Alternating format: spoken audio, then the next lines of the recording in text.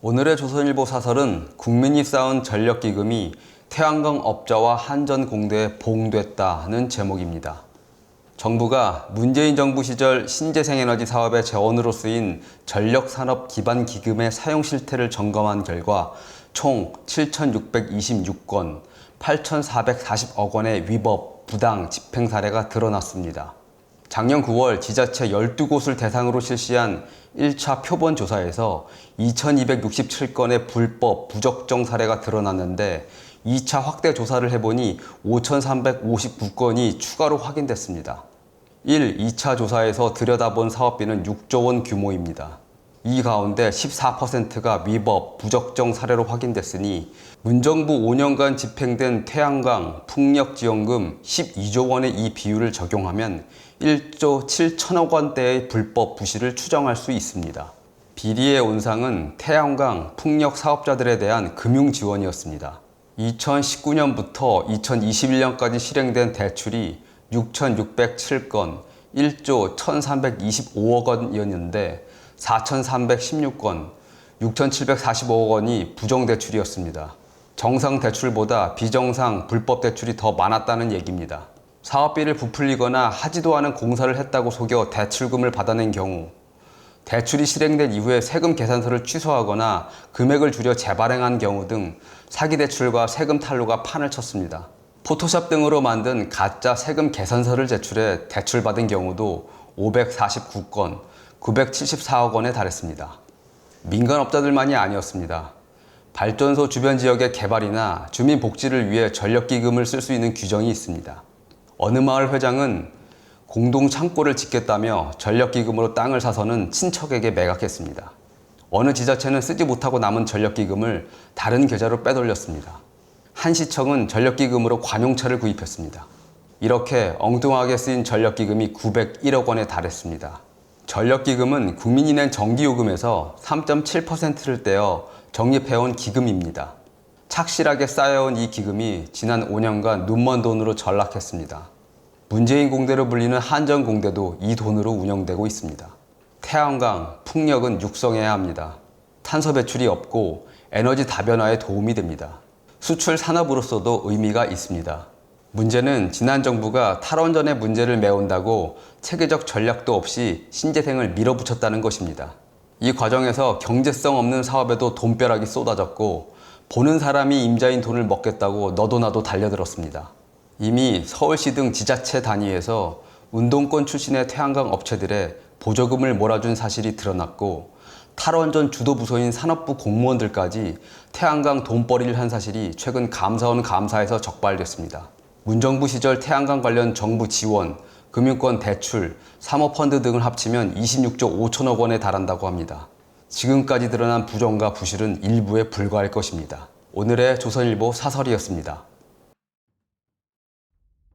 오늘의 조선일보 사설은 임기 3분의 1 감옥서 보내도 의원 세비 수억 다 받는다니 라는 제목입니다. 국민의힘 정찬민 의원이 제3자 뇌물수수 등 혐의로 구속된 상태에서 15개월째 매달 1,300만 원씩 2억 원가량의 세비를 받은 것으로 나타났습니다.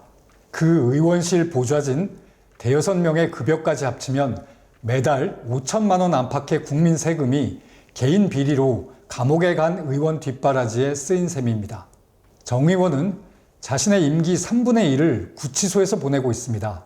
2심에서 징역 7년형을 선고받았지만 대법원 확정 판결 때까지 세비 지급은 계속됩니다. 정 의원뿐이 아닙니다. 민주당 이상직 전 의원은 이스타항공 배임 횡령 등으로 구속돼 의원직 상실 판결을 받을 때까지 5개월가량 세비를 받았습니다. 아직 기소되진 않았지만 100억 원대 코인 의혹으로 보름 넘게 국회를 떠나 잠적했던 김남국 의원도 세비는 다 받아갔습니다. 김 의원 같은 경우까지 합치면 일하지 않고 국민 세금을 받는 의원은 훨씬 많을 것입니다. 구속된 의원들은 무죄 추정 원칙을 내세웁니다. 유죄가 무죄로 뒤집혀 언제든 다시 돌아올 수 있기 때문에 세비를 받아야 한다는 것입니다.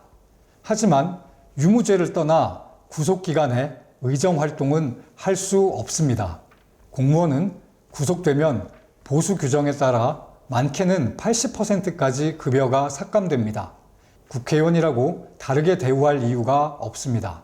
근로자들은 이미 의원들이 만든 법에 따라 무노동, 무임금 원칙을 적용받습니다. 왜 의원에게는 이 원칙이 적용되지 않습니까? 구속되거나 건강상의 문제 등으로 의정활동이 어려우면 수당을 지급하지 않도록 법을 바꿔야 합니다. 국회의원 무노동 무임금은 해묵은 과제입니다. 21대 국회 들어서도 관련 법안 6건이 발의됐지만 논의조차 않고 있습니다.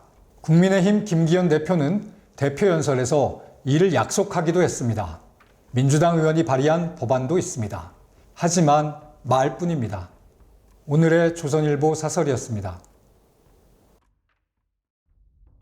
오늘 조선일보 사설은 나라 살린 다부동 승전 73년 만에 세워진 백선엽 장군 동상입니다. 6.25 전쟁 영웅 백선엽 장군의 동상이 5일 경북 칠곡군 다부동 전적기념관에 세워졌습니다. 1950년 다부동 전투가 벌어진 지 73년 만에 승리의 주역을 현장에 모신 겁니다. 국방부 장관과 한미연합사령관, 한미 양국 주요 인사 등 2천여 명이 참석했습니다. 지난 정권은 그를 친일로 매도하고 홀대했습니다. 정상적인 나라에서 있을 수 없는 일이었습니다. 늦었지만 대한민국을 위기에서 지켜낸 영웅을 제대로 평가하고 추모하게 된 것입니다. 경북 다부동은 6.25 전쟁의 향방을 바꾼 최대 격전지였습니다. 백 장군은 제1사단장으로 8천여 명의 국군을 이끌고 북한군 3개 사단 2만여 명의 총공세를 막아냈습니다.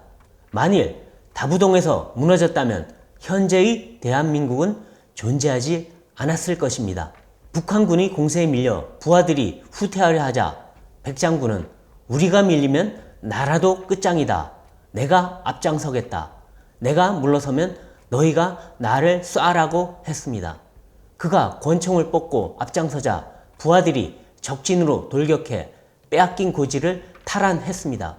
유학산 고지는 9번, 328 고지는 무려 15번 주인이 바뀌었습니다. 하지만 백장군의 1사단은 한 달 넘는 공방전에서 북한군을 물리치고 낙동강 방어선을 지켜냈습니다. 6.25에서 한국군이 거둔 가장 중요한 승리였고 전세 역전의 결정적 발판이 됐습니다. 백장군은 이후 북진해 가장 먼저 평양에 입성했고 일사후퇴 뒤에도 서울을 최선봉에서 탈환했습니다. 휴전회담 대표를 지내고 한국군 최초로 대장에 올라 2차례 육군 참모총장을 맡으며 군을 재건했습니다. 미군은 백장군을 유일하게 신뢰할 수 있는 한국군 장교, 최상의 야전 사령관이라고 불렀습니다. 주한미군 사령관들은 취임하면 백장군을 찾아 전입신고를 했습니다. 하지만 문재인 정부는 백장군을 독립군 토벌 친일파라고 매도했습니다. 간도 특설대에 복무했다는 이유였지만 당시엔 만주에 독립군이 없었다는 게 정설입니다. 문 전 대통령은 백장군이 아니라 남침공로로 북에서 훈장을 받은 김원봉을 국군의 뿌리라고 했습니다. 민주당은 백장군의 훈장을 박탈하자고 했고 현충원 안장도 막으려 했습니다. 그가 백세로 영면하자 미 백악관과 국무부, 주한미군 사령관들은 모두 애도 메시지를 냈고 한국의 조지 워싱턴이라고 추앙했습니다. 시민 분향소엔 수만 명의 시민이 장대비를 맞으며 조문했습니다. 하지만 문 대통령과 민주당 지도부는 조문은커녕 애도 메시지도 내지 않았습니다. 6.25 참전 12만 명의 전우가 묻힌 서울 현충원 아닌 대전 현충원에 안장했습니다. 보훈처는 장례 다음날 그를 친일 반민족 행위자라고 낙인 찍었습니다. 백장군의 명예회복은 문정권이 끝나고야 이루어졌습니다. 이번 동상 제막식에선 다부동에서 포탄, 식량 등을 실어 나른 민간인 지게부대원들도 함께 조명받았습니다. 오는 27일엔 한미동맹을 맺은 이승만 전 대통령과 해리 트루먼 전 미국 대통령의 동상도 다부동에 세워집니다. 나라를 위해 희생한 분들을 예우하지 않는 나라는 존립할 수 없습니다. 백장군 같은 호국 영웅을 홀대하고 매도하는 일은 더 이상 없어야 합니다. 오늘 조선일보 사설이었습니다. 오늘의 조선일보 사설은 징용해법 반대해놓고 판결금 나오자 성공 보수부터 뗐다니 라는 제목입니다. 일제 징용 피해자들의 소송을 대리해온 민변 출신 변호사들이 피해자들에게 돌아갈 징용 판결금 가운데 11%를 떼갔다고 합니다. 피해자 5명이 받기로 돼 있던 판결금은 약 11억 원인데 이 변호사들이 속한 로펌이 먼저 수령해 성공 보수와 부가세 명목으로 약 1억 1,500만 원을 원천 징수했다는 것입니다. 피해자들이 판결금을 받게 된 것은 윤석열 정부의 징용해법인 제3자 변제안에 찬성했기 때문입니다. 민변 변호사들은 이 해법을 죽어도 안 된다고 반대해왔습니다. 그러더니 막상 피해자들이 정부 해법을 택하자 가장 먼저 판결금에 손을 댔습니다. 이들의 앞뒤가 다른 처신에 말문이 막힙니다. 이들이 성공보수를 주장한 근거는 10년 전 피해자들과 맺은 약정이라고 합니다. 피해자들이 판결금을 수령한 것은 민변 변호사들의 설득에 넘어가지 않았기 때문인데 여기다 대고 성공보수를 주장한 것 자체가 황당합니다. 피해 당사자들은 모두 세상을 떠나 유족들이 소송을 이어받았습니다. 그런데 일부는 약정의 존재도 몰랐다고 합니다. 대리인들이 제대로 알리거나 이해를 구하는 절차도 밟지 않고 자기 몫이라고 뗀 것입니다. 이 때문에 계좌를 확인하고 당황한 유족들도 있었다고 합니다. 얼마 전엔 징용 피해자를 돕는 시민단체가 피해자 유족들이 받은 판결금의 20%를 달라고 요구해 논란이 됐습니다. 이 단체 역시 제3자 변제안에 대해 망국적 해법, 법적으로 무효라며 강력 반대하고 피해자 유족들에겐 판결금 수령을 만류했습니다. 그런데 일부 유족이 판결금을 수령하자 11년 전 맺은 약정을 근거로 돈을 내라는 내용 증명을 보냈습니다. 이 단체도 민변 출신 변호사가 법률 대리인입니다. 징용 피해자들을 돕는다는 사람들의 공통점은 정부가 제안한 어떤 방식의 징용 해법과 절충안도 반대한다는 것입니다. 판결금을 받지 말라고 설득하다가 여의치 않으면 늦게 받을수록 지연이자를 많이 받을 수 있다며 판결금 수령을 최대한 늦출 것을 종용하기도 했습니다. 그래야 자신들이 챙길 수 있는 성공 보수가 많아지기 때문일 것입니다. 겉으로는 피해자를 돕는 척하면서 실제로는 자신들 입속 챙기기가 우선이었습니다. 한일의 과거사가 풀려 양국관계가 개선되는 걸 한사코 막아가며 자신들의 이익을 취하려 한 사람들이 이들뿐이겠습니까? 죽창가 부르며 반일몰이에 앞장선 세력을 국민은 똑똑히 기억하고 있습니다. 오늘의 조선일보 사설이었습니다. 오늘 조선일보 사설은 민주당도 주장했던 고속도로 노선, 지금 와서 김건희 특혜라니입니다.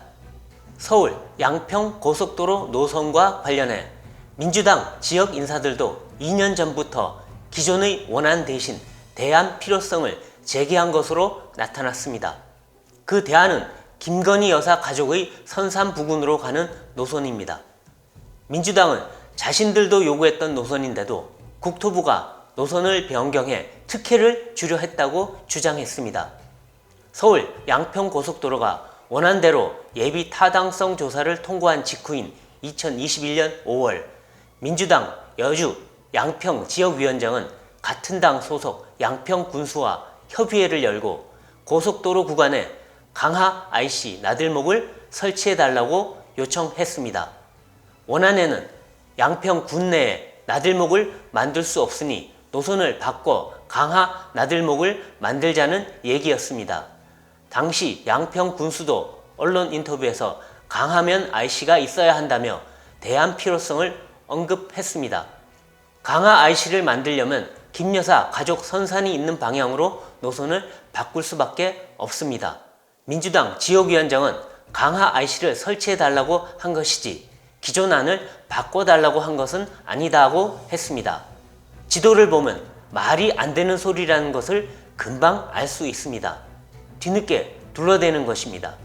민주당이 노선 변경을 요구했던 때와 달라진 것이 있다면 그쪽에 김 여사 가족 선산이 있다는 사실을 뒤늦게 안 것입니다. 그러자 특혜라고 합니다. 김 여사에게 특혜를 주려고 한 것은 민주당 아닌가요? 더구나 김 여사 가족 선산은 나들목이 아니라 차량 진출입이 불가능한 분기점 JCT 부근에 있어 땅값에 아무 영향도 없습니다. 이번 의혹을 처음 제기한 이해찬 전 민주당 대표의 집 부근에 예정이 없던 서울 세종고속도로 나들목 IC가 생겨 땅값이 오른 것과 다릅니다.